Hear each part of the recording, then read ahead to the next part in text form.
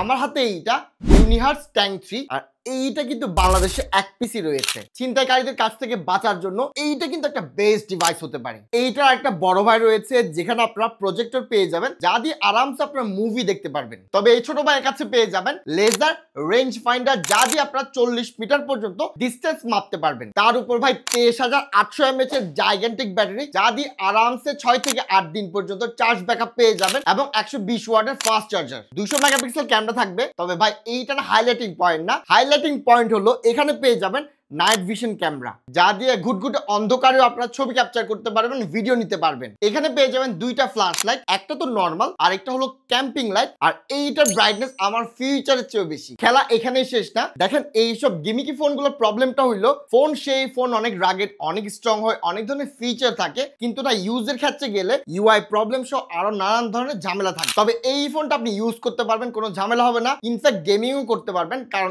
এখানে পেয়ে যাবেন ডায়মেনসিটি 8200 প্রসেসর।